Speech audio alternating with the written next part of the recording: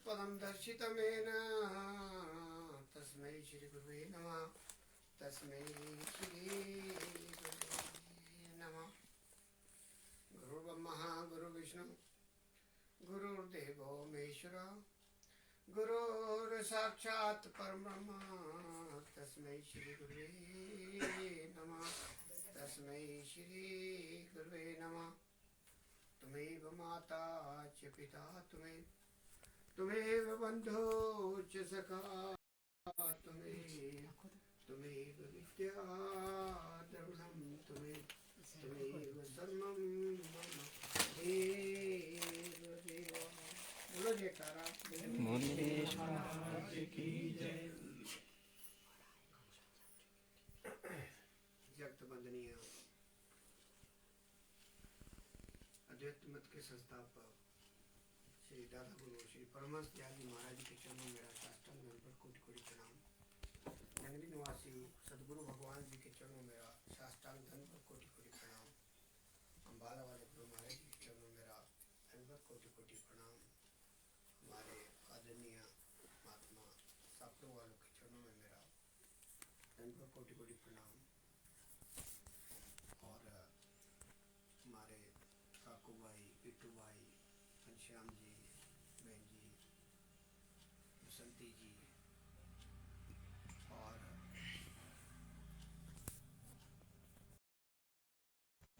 अपने दाबी से आए हुए बहन जी, हमारे आदरणीय मोहनलाल जी, पिट्टू, बबलू, सभी जितने भी यहाँ बैठे हैं सभी के चरणों में बंधन और जी। ऐसा समय जिंदगी में कभी कभी बंधता है। हम जितने भी यहाँ बैठे हैं देखो कहाँ कहाँ से ऐसा संगम बना हुआ है। गुरु महाराज जी की चरण शरण में हम बैठे हैं। आज इस चलायमान युग में जहाँ खाने खाने का टाइम है उसके बावजूद देखो हम सारे यहाँ इकट्ठे हुए हैं तो कितनी बड़ी कृपा है हमारे ऊपर। गुरु महाराज जी कितनी कृपा बरसा रहे हैं कि हम सब कुछ भूलकर एक शून्य पे एक ऐसा संगम बनाए बैठे हैं जहाँ दुनिया कहीं बाहर है और हम कहीं और। तो ये जो समय मिलता है ये बड़ी भाग्यशाली हुए। जैसे गुरबाणी में कोई बिरला कोई जीव होता है जो इन घड़ियों का फायदा उठाता है इस संसार में। तो आप सभी हम सभी जो यहाँ बैठे हैं तो विशेष कृपा के पात्र हैं। और हम गुरु महाराज से हमेशा यही कहते रहते हैं कि ये जीवन अनमोल है, थोड़े समय के लिए हमें मिला है और हम उसका पूरा पूरा लाभ उठाएं। जो भी जीव इस संसार में जहाँ से भी मिलता है हमें जोड़ने की कोशिश करनी चाहिए और जोड़ते जोड़ते एक ऐसा संगम बना देना चाहिए कि पूरे भारतवर्ष के पूरे संसार में एक बार हमारे गुरु महाराज जी जो साक्षात पर ब्रह्म के रूप में नंगली नामक स्थान पर जन्म जन्मांतरों तक जब तक इस पृथ्वी का अस्तित्व इस संसार में है ये हमारे अगर आप अध्ययन करेंगे उसमें शब्द लिखे हुए हैं कि जब तक संसार का वर्चस्व रहेगा मैं यहीं विराजमान रहूंगा। और बोलो जयकारा बोलो मेरे गुरु महाराज की जय। और जब इस चीज को अगर आपने अनुभव करना होगा तो मेरे ख्याल से पूरे संसार में ऐसा स्थान कोई हमारी नजरों में तो नहीं आया कि जब हम उस स्थान को प्रवेश करते हैं हमारा मेन गेट शुरू होता है तो वहां से बोलो जयकारा बोलो मेरे श्री गुरु महाराज बोलो श्री परमहंस दयाल जी महाराज जी की जय। जहाँ इजी लगता है जहाँ इजी लगता है बोलो जयकारा जय।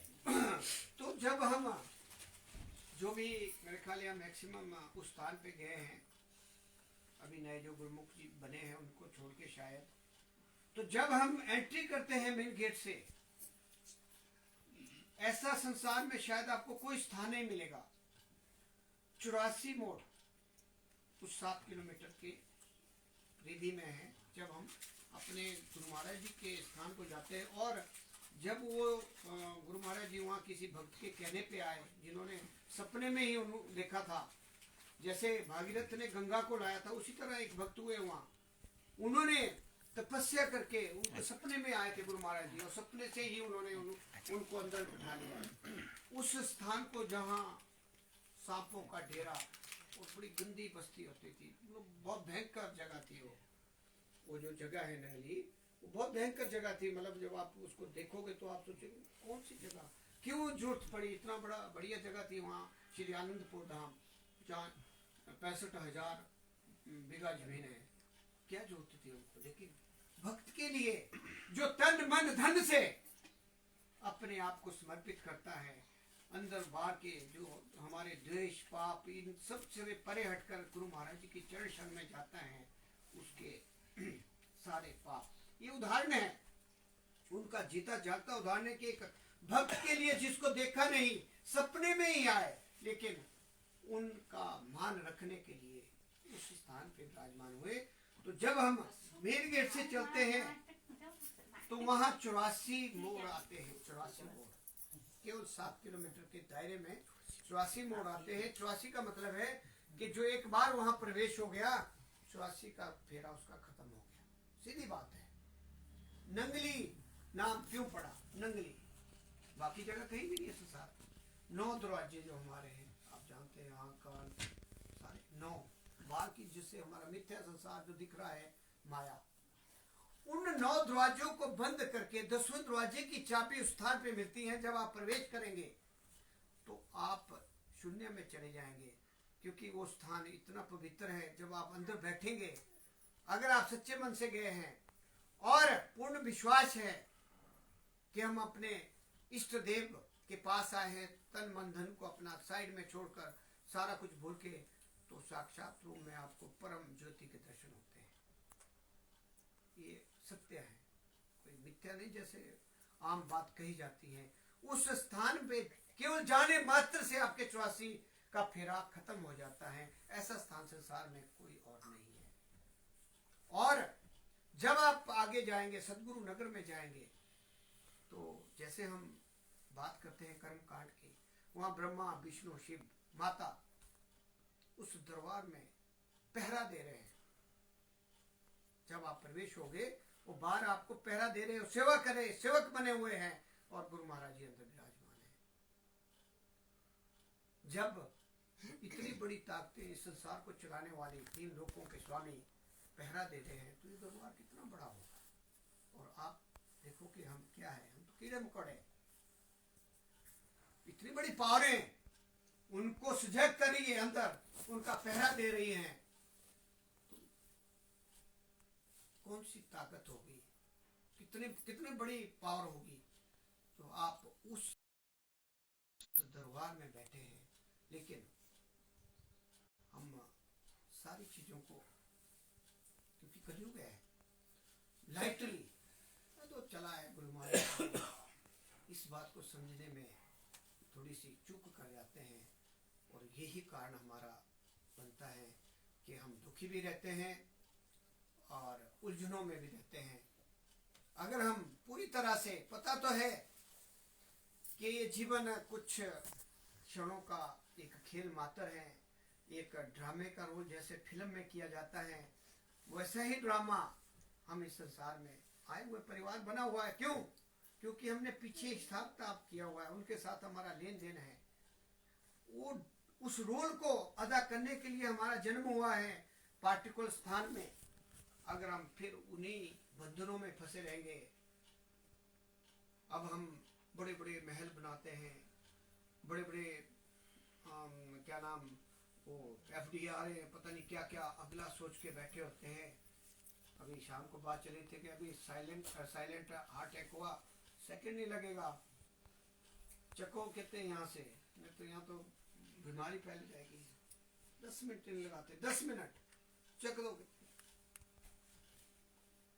तो ये हाल हमारा है, लेकिन हम फिर भी फंसे हुए हैं। परिवार में एक छोटा सा मैं उदाहरण देता हूँ। एक बार कबीर जी का समय की बात है। संत लोग समझाते थक जाते हैं, चेताते चेतावनी देते थक जाते हैं कि सुधरो, समय है, सुधरो, रास्ते में आओ। लेकिन हम क्या करते हैं, हम माया के जाल में इतने फंसे हुए हैं। ऊपर से काम, क्रोध, लोभ, मोह, अहंकार, मन जो है, जो मनमति में चलता है,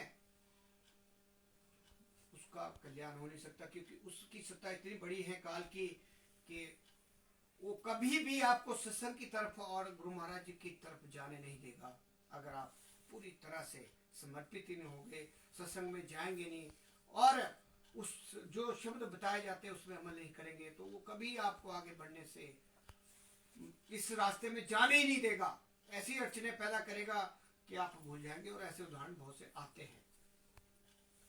तो कबीर जी के टाइम की बात है, जैसे महात्मा लोग, आपको महापुरुष लोग आते हैं, बताते हैं, समझाते हैं कि भाई अपना काम कर ले, लेकिन हम समझने को तैयार नहीं। एक बार क्या हुआ, पुराने समय की बात है, जब वो कई बार जैसे हम सैर करने निकलते हैं बाहर, या रास्ते में जाते हैं, या भ्रमण करने जाते हैं, तो होता क्या कि एक रास्ते में जब वो जाते थे तो एक किसान, एक छोटी घाटी घाट होती थी, उसमें बैठे होते थे। पुराने जमाने में पता ही आपको, तो किसान थे। जब जाते थे तो राम सलाम होता था, राम राम होती थी। कहते कि भाई, उनको अपने जिस भी नाम से पुकारा कि दुनिया के लिए तो आप बहुत कुछ कर रहे हो, कुछ अपने लिए भी सोचा है? कहते जी अभी शादी हुई है, बच्चे हुए हैं, इनकी पढ़ाई का भी जिम्मा है, थोड़ा इनको बड़ा कर लेते हैं, फिर सोचेंगे अपने बारे में। समय निकला, 5-7 साल के बाद फिर कहीं अक्रोश हुआ उनका, तो फिर पूछा कि भाई अपने बारे में कुछ सोचा? क्योंकि संत तो संत है। फिर उन्होंने जवाब दिया कि अभी शादियां हुई हैं, आगे पुत्तू तोतू हो गए हैं, इनकी जिम्मेदारी पड़ गई है। जैसे आप देखते ही हैं कि बच्चों का तो हमारा लगाव होता है, तो थोड़े बड़े हो जाए तो फिर सोचेंगे अपने बारे में। अभी तो कहते फंसे हुए हैं, बंधन में हैं। समय निकलता गया, निकल जाता है समय का कोई पता नहीं। आपने देखना कभी रात को 12 बजे ना घड़ी की सुई में देखना, शांत वातावरण में कितनी तेजी से भाग रहा है। या फिर हाथ के नक्शे को देखना, कभी अभी काट दिए ना, 3 दिन के बाद देखना कितने बड़े हो। इस तरह से हमारा समय जा रहा है, पानी की तरह बह रहा है। और हम बोले हमारे पास तो समय इसमें है। एक एक पल हमारा, जिसकी वैल्यू 14 भुवन 3 लोक की संपत्ति से भी बड़ी है, चुगलियों में, निंदा में, एक दूसरे के कुविचारों में, पता नहीं क्या क्या करते हम। इनसे हटके सोचना है। तो फिर समय निकलता गया, तोतू पोतू बड़े हो गए, पढ़ाइयाँ हो गई, सब अपने धंधे में। फिर रह गए पशु, घर में बांधे हुए थे, गाय पशु बांधे हुए थे। अब वो भी निकल गए, बड़े हो गए, सारे चले गए, और उम्र भी बढ़ती गई। वहाँ क्या हुआ कि जब कोई नहीं रहा तो गाय पशु तो कैसे छोड़े जाए। फिर गए कभी जी, फिर निकले क्रॉस हुए। बोलो भाई आपने सोचा अपने बारे में? थोड़ा जोर से बोला। कहते जी ऐसा ऐसा हो गया, सारी परिवार की स्थिति बताई कि अब तो मैं, कहते पशुओं का करना पड़ रहा है मेरे को, तो कोई नहीं है घर में। जब आप 5वीं बार गए, घाटी खाली पड़ी। माता जी से पूछा कि कहाँ गए? कहा कि तो स्वर्ग सिधार गए। अच्छा, उन्होंने अपनी तीसरी आंख खोली, तो देखते तो है जीव कहाँ गया।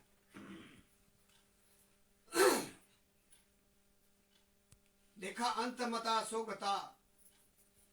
आपको शाम को भी और हर समय ये बताया जाता है, अंत मता सो गता कैसे बनेगा? क्या हम जो जाप करते राम राम कृष्ण कृष्ण या मंत्रों से बनेगा, या वो विधि जो सबसे बड़ी विधि, नाम जिसको नाम कहा गया है, जो आपके अंदर है, जो 10वें दरवाजे की चाबी है। अब आप वेंटिलेटर में मान लो लास्ट टाइम में, और आपका जीभ पकड़ी हुई है, जो सांसें वो बंद नहीं होगी, बाकी सब कुछ बंद हो जाएगी मशीनरी हमारी। वो जो सांसें हैं, अगर आपने अभ्यास किया होगा, ऑटोमेटिक का आपका जो है नाम में ध्यान होगा, वहां जरूरत ही नहीं पड़ेगी किसी चीज की। अंतमता सोगता बनाने की जो विधि है, अगर आपने जाप किया होगा, आपका मुंह नहीं चलेगा। हमने कोशिश की है, मैंने देखा, मैं पता नहीं कितने मेरी गोदी में कितने चले गए। मैं हर एक्सपीरियंस को गेन करता हूँ, देखता हूँ कि क्या इसका इम्पैक्ट है। पहले तो हम ऐसे लेते लाइटली, अब हम इम्पैक्ट देखते हैं, जा रहा है तो होता क्या है उसमें।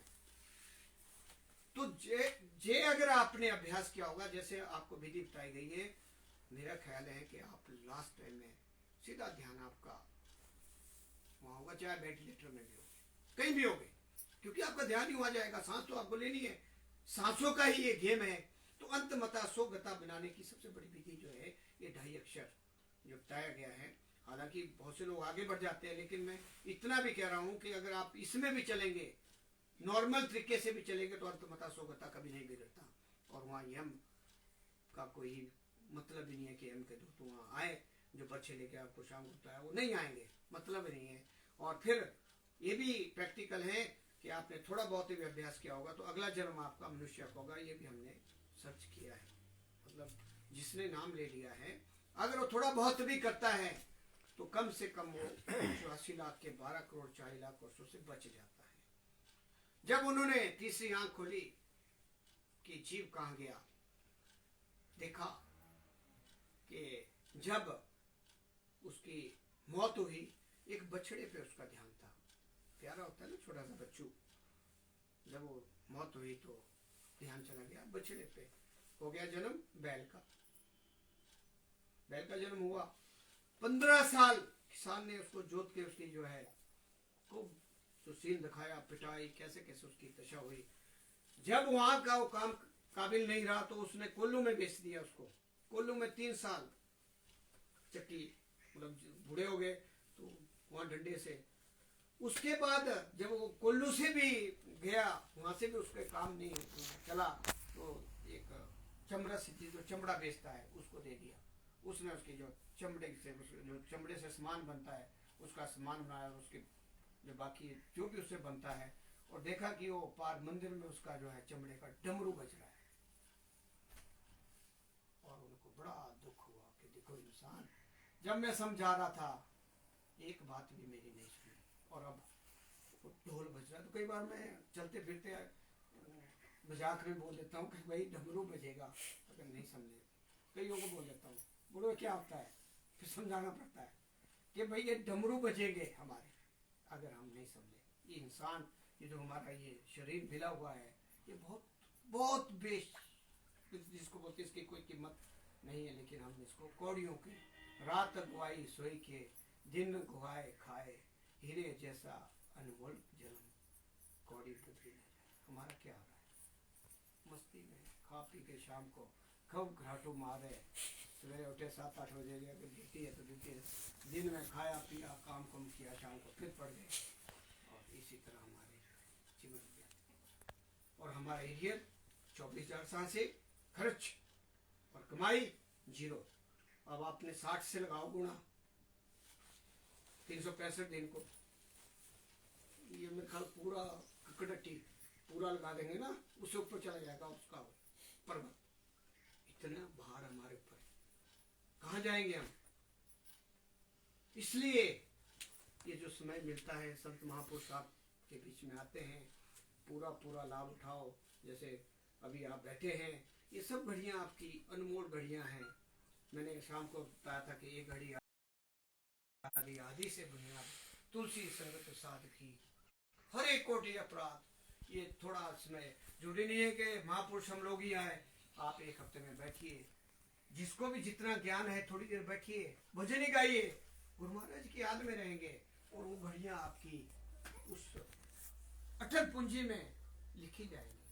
थोड़ी देर में, आधा घंटा, 15 मिनट, जितना भी आप बैठ सकते हैं, क्योंकि संसार का काम भी करना है। लेकिन जितना समय आप लोग देंगे और निष्काम भाव से ये नहीं कि मेरे को कुछ चाहिए, ना ना, ये बोलना कि भक्ति दान मुझे दीजिए गुरुदेव बन के देव, और कछु नहीं चाहिए निश्चिंत तुम्हारी से, बस इससे ज्यादा कुछ नहीं। अगर मांगोगे फिर कर्म बनेगा, कर्म का हिसाब किताब आपको एक एक सेकंड का देना पड़ेगा। और जब तक हमारे कर्म शून्य नहीं हुए तब तक आपका इस संसार को छोड़ना हमारा मुश्किल है, मुश्किल नामुमकिन है। जब तक हम शून्य पे नहीं आए, ये जो परिवार लेना देना जितना भी सारा है, ये सारा जब तक हम शून्य पे नहीं आए तब तक ये बंधन नहीं छूटते। जब हम बिल्कुल शून्य में जाएंगे, जाएंगे नाम से ही, जैसे मैंने बताया था कि इसका कितना बड़ा लाभ है नाम का, कितना 6 मिनट में, 12 मिनट में, 24 मिनट में कितना हमारे को फायदा देता है। ये मैं बार बार इसलिए बताता हूँ कि ध्यान आप जब डाइवर्ट करेंगे 6 मिनट से लेकर 2.5 घंटे तक, तो आप हमारा जो एरियर है वो साफ होता जाएगा और हमारे को सत्कर्म के लिए रास्ता बनेगा। और जब हम सत्कर्म करेंगे, क्रियावान कर्म, तो संचित कर्मों का जो ढेर है धीरे धीरे साफ होना शुरू होगा। अभी नहीं तो अगले जन्म में, अभी अगर पूरी कमाई नहीं की तो अगले जन्म में हो जाएगा, लेकिन हो जाएगा। तो इसलिए इन घड़ियों का जो हमारे को मिलती है पूरा पूरा सभी लाभ उठाकर, और जिसको नाम दान ना मिला है, ऐसा मौका मेरे ख्याल कभी कभी मिलता है, rarest of the rare case जिसको बोलते हैं, उसका पूरा पूरा फायदा उठाना चाहिए। क्योंकि महापुरुष तो चलते फिरते है, कभी आए कभी नहीं, तो जब भी मौका मिले। शाम को एक काकू भाई ने एक बहुत ही बढ़िया वो एग्जाम्पल दिया, एक शाम को के समय क्या होता है कि उसको जिसने समय का फायदा उठाया वो आबाद हो जाता है, और जिसने नहीं उठाया वो बर्बाद। 84 लाख 12 करोड़ 40 लाख वर्ष कम से कम, वो भी तब है अगर 10 से डिवाइड करेंगे हम एक योनि को। अगर हम कहीं पर्वत में चले गए पल्ले, बड़ वृक्ष में चले गए महापल्ले, कहीं और चले गए तो बड़ा पिशाच योनि में चले गए, तो वहाँ महाराज जब तक आपके पीढ़ी में कोई ऐसा भक्त नहीं आएगा तो आप पिशाच योनि में ही रहेंगे, बड़ा भारी। और वहाँ टट्टी पेशाब सूंघ के पता नहीं क्या क्या करना पड़ता है। आत्मा तो वही है लेकिन आपके कर्म है। इसलिए बचो, मैं तो यही कहता हूँ कि गुरु महाराज जी सब पे कृपा बनाए रखे, और सभी ऐसे बढ़े कि हम सभी जो जितने भी जीवात्मा हैं एक दिन अपने असली घर में निज धाम सतखंड में पहुंचे। और उसके लिए हम सभी को प्रयास करना चाहिए। अगर जो मिलता है उस पर अमल करके धीरे धीरे रेमना धीरे सब कुछ होए, मालिक सिंचे 100 घड़ा ऋतु आए फल हुए। ऋतु आने पे ही हमें फल मिलेगा, ये नहीं सोचो कि आज ही हो जाएगा, बहुत समय लगता है। जैसे BA MA करने में 20 साल लग जाते हैं, वैसे ही धीरे धीरे सारा कुछ काम होता है, तो हमें धीरे धीरे बढ़ना है। मैं ज़्यादा समय ना लेता हुआ मैं आप सभी को धन्यवादी हूँ जो भी आए हैं। गुरु महाराज जी ने आप पे कृपा बरसाई, हमें भी मौका मिला। ऐसा होता है कि जब घर में होते तो तरह तरह के काम होते, चाहे वो बेकार के ही हो, लेकिन जब हम सत्संग में बैठ जाते हैं तो हम भी जुड़े होते हैं उस सत्ता से, हमारा भी कल्याण होता है आपके साथ। तो आप सभी जितने भी आए हमारे साथ, जितने भी हैं, सभी सौभाग्यशाली रूहें हैं, और ऐसा ही संगम बनाए रखे। मैं गुरु महाराज से ये प्रार्थना करते हुए अपनी वाणी को